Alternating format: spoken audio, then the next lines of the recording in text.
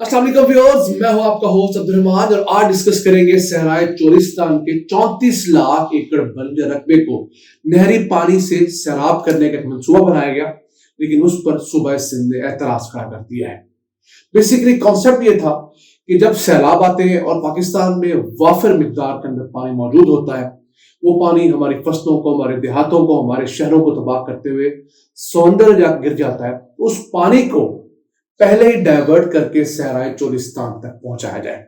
अब सहराए चोलिस्तान का वैसे कुल रकबा तो 64 लाख एकड़ है, उसमें से अभी तक हम लोग सिर्फ 30 लाख एकड़ किसी हद तक इरिगेट कर चुके हैं। यानी कि पूरा इरिगेट वैसे नहीं हुआ, उसमें कुछ नई रकबा है, कुछ बारानी है, कुछ वैसे ही नाकाबिले काश रकबा भी है।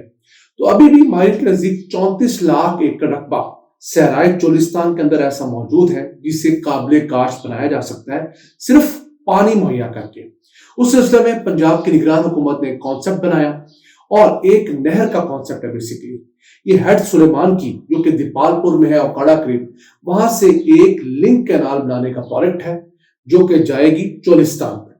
इसके जरिए होगा जब भी दरिया सतलुज के अंदर सैलाब आया करेगा, जैसे गुज़िश्ता साल 2 दफा सैलाब आया दरिया सतलुज में, तो इस लिंक कैनाल को खोला जाएगा और ये सारा पानी जो इजाफी पानी होगा वो डाइवर्ट कर दिया जाएगा चोलिस्तान के सारा की तरफ और वहां पर इससे फसलें काश्त होंगी, लोगों को रोजगार मिलेगा। कॉन्सेप्ट ऐसा है जिसके मुतालिक बहुत सारे हमारे नाज़रीन अक्सर हमसे डिस्कस किया करते थे।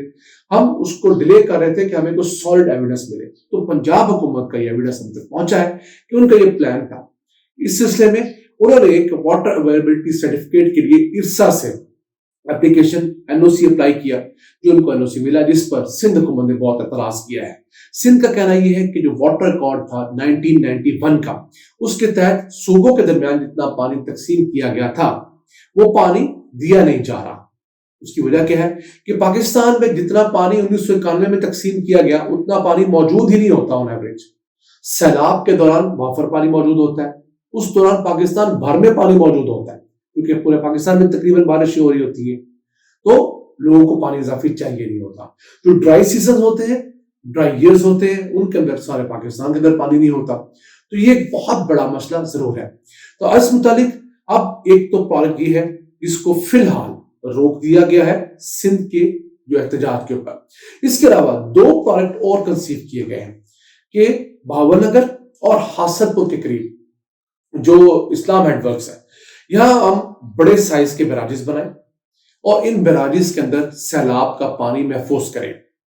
अब भावनगर के करीब तकरीबन 9 लाख एकड़ फीट पानी का एक बैराज बनाया जा सकता है। इसी तरह हासनपुर के करीब जो इस्लाम हेडवर्क्स है, वहां पर 3.5 लाख एकड़ फीट का एक जखीरा क्रिएट किया जा सकता है बैराज बनाकर। अब इन दोनों को हम अगर कंबाइन कर लेते हैं तो ये पानी बनता है 1.2 मिलियन एकड़ फीट। अब इतना पानी हम कहां महफूज करने जा रहे हैं? मोहम्मद डैम में, जो इस वक्त अंडर कंस्ट्रक्शन है सवात के करीब। तो अब उस हिसाब से ये दोनों बैराजेस वायबल तो है, लेकिन देखना ये है कि आया जो दरिया सतलुज है उसमें इतना पानी भी आता है कि नहीं, क्योंकि दरिया सतलुज में पिछले साल तो 2 मरतबा सैलाब आया, लेकिन वो सैलाब को 35 सालों के बाद आया। तो अब अगर हम ये बैराज आज बनाते हैं तो क्या 35 साल का वेट करेंगे? चलिए 20 साल का वेट करेंगे, ये एक बहुत बड़ा $1 मिलियन क्वेश्चन है। इसके अलावा एक और कॉन्सेप्ट भी डिस्कस किया जा रहा है कि चनियोट से एक लिंक कैनाल निकाली जाए और वो हासिलपुर तक आए और वो लिंक कैनाल को तकरीबन 195 किलोमीटर की होगी। उससे दरिया चनाब का जो सैलाबी पानी है वो चोलिस्तान के सहरा तक पहुंचाया जा सकेगा।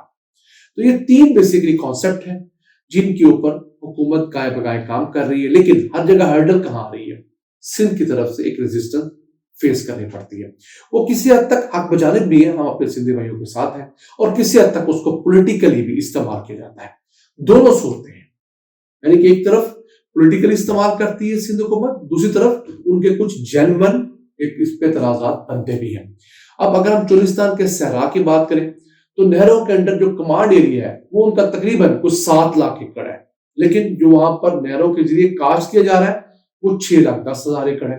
तो तकरीबन 90,000 एकड़ रकबा चोलिस्तान में आज भी ऐसा बंजर पड़ा है जो कि नहरी पानी से सैलाब होना था, लेकिन नहरी पानी दस्तयाब ना होने की वजह से वो सैलाब नहीं हो पाता।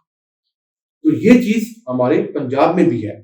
اب پنجاب کے اندر میں آپ کو پہلے بتا چکا ہوں 2 نہریں صرف سندھ کے اعتراض کی وجہ سے نہیں بن پا رہی. اس کی سب سے بڑی وجہ سندھ کے اعتراض کے لیے ہمارا پانی لیا جائے گا. پنجاب کہتا ہے ہم اپنے پانی میں سے پانی کنزیوم کریں گے, سندھ کا پانی ہم نہیں لیں گے, لیکن سندھ اس پہ اعتراض کرتا ہے. چونکہ وفاق میں کمزور حکومت ہوتی ہے. جب تک پی ٹی آئی کی حکومت پچھلے ٹینیور میں رہی تو جو گریٹر تھل کینال تھی اس کے فیز 2 کے اوپر کچھ نہ کچھ کام ہوتا رہا. لیکن جب پی ڈی ایم کی حکومت آئی, کیونکہ وہ پیپلز پارٹی کندھوں پہ آئی تھی, تو وہ گریٹر تھل کینال کے فیز 2 پر کام رک گیا. اسی طرح جلال پور نہر جو فواد چودھری اپنے دور میں بنانا شروع کی تھی, اس پر بھی اسی لیے کام رکا کہ سندھ کو اس پہ اعتراض تھا. میں سمجھتا ہوں پاکستان میں جو ٹیلی میٹری سسٹم لگانے کا ایک ہم نے آپ کو بتایا تھا 23 ارب روپے کا پروجیکٹ شروع ہوا ہے دریائے سندھ کے اوپر. اس طرح کے ٹیلی میٹری سسٹم چھوٹے دریاؤں پہ بھی لگنے چاہیے, جس سے پتہ لگے کہ پاکستان میں ٹوٹل اویلیبل واٹر کتنا ہے اور اس میں سے پھر تقسیم کتنا ہو رہا ہے, تاکہ سندھ کو پتا ہو کہ پانی موجود ہی کم ہے تو اسے اس میں سے حصہ بھی کم مل رہا ہے. ابھی تو ان کا خیال ہے پانی بہت آتا ہے اور نہ جانے پنجاب کتنا پانی کنزیوم کرتا ہے. اچھا, جو اعتراض سندھ کو پنجاب پر ہے وہی اعتراض بلوچستان کو سندھ پہ ہے. بلوچ ہمارے جو بھائی ہیں وہ ہمیشہ شکوہ کرتے ہیں کہ سندھ ان کے حصے کا پانی چوری کرتا ہے. وہاں پر سندھ حکومت نہیں بولتی کیونکہ ان کو اپنا مفاد ہوتا ہے. وہاں پر وڈیرے ہیں, وہی وڈیرے M N As M P S ہیں بڑی تعداد میں. پنجاب میں اب وہ حالات نہیں رہے کہ صرف وڈیرا ہی ایم پی ایم این اے بنے یا کوئی تگڑی سیٹ پر آئے. اب تو عام لوگ مڈل کلاس بڑی تعداد میں سامنے آ رہی ہے, اور اسپیشلی ان 2024 کے الیکشنز نے یہ ثابت کیا ہے کہ پرانے الیکٹیبلز, پرانے وڈیرے, پرانے جاگیردار جو ہیں وہ اتنی پاور نہیں رکھتے. ہم ہمیشہ سے کہتے ہیں کہ ایک چیز ہماری حکومتیں مس کرتی ہیں, وہ ہے بارشی پانی کو محفوظ کر کے زرعی مقاصد کے استعمال کرنا, جسے رین واٹر ہارویسٹنگ کہتے ہیں. اگر صرف چولستان کے صحرا کی بات کریں, وہاں پر سالانہ اوسطاً 425 ارب لیٹر پانی دستیاب ہوتا ہے بارشوں سے. اس کا اگر آپ 10% بھی محفوظ کر لیں جو کہ 42 ارب لیٹر بنتا ہے, تو یہ اتنا پانی ہے جو نہ صرف چولستان کے اندر بسنے والے خانہ بدوش 1.5 لاکھ لوگوں کی ضروریات کے لیے کافی ہے, بلکہ ان کے 20 لاکھ جانوروں کے لیے بھی کافی ہے. یاد رہے, پنجاب کی گوشت کی بڑی مقدار چولستان سے آتی ہے. چولستان میں جو جانور پالے جاتے ہیں صحرا میں, وہ پنجاب میں گوشت کی ضروریات پوری کرتے ہیں. اسی طرح سندھ کے اندر گوشت کی اور دودھ کی بڑی ضروریات جو ہے وہ صحرائے تھر پوری کرتا ہے. دنیا بھر میں صحراؤں کے اندر جانور پالے جاتے ہیں, وہاں پر آپ نے پانی اور ان کی خوراک مہیا کرنی ہوتی ہے, باقی لینڈ کی اور باقی کاسٹ بہت کم ہوتی ہے. تو اگر ہماری حکومتیں صحراؤں کو لائف سٹاک ڈیولپ کرنے پر فوکس کروا دیں, یقین کیجئے ہمارے پاس بہت بڑا پوٹینشل ہے. زراعت کے علاوہ بھی جب تک ہم یہ تنازعات سیٹل نہیں کرتے پانی کی اویلیبلٹی اور اس کی ڈسٹریبیوشن کے, یہ چیز یہاں پر سیٹل آسانی کی جا سکتی ہے پانی رین واٹر ہارویسٹنگ کے ذریعے.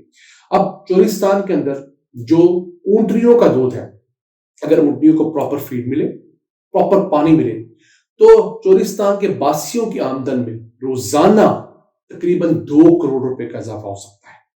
اتنا اضافی دودھ چولستان کے اندر موجود اونٹنیاں دینے کی کیپیسٹی ہے. اضافی دودھ کی بات کر رہا ہوں, جو آلریڈی دے رہی ہے اس کے علاوہ. اور آپ تو دیکھتے ہوں گے ہمارے شہروں میں اب 400 500 روپے لیٹر اونٹنی کا دودھ ملتا ہے. اسی دودھ کو پیک کیجئے, ہمارے شہروں میں بیچیے, انٹرنیشنل ایکسپورٹ کیجئے, پاکستان کو قدموں پہ کھڑا کیجئے, اور پاکستان کے لیے یہی آگے کا لاہے عمل ہے. آج کے لیے اتنا ہی. اپنے میزبان عبد الرحمان کو اجازت دیجیے. اللہ کے بعد.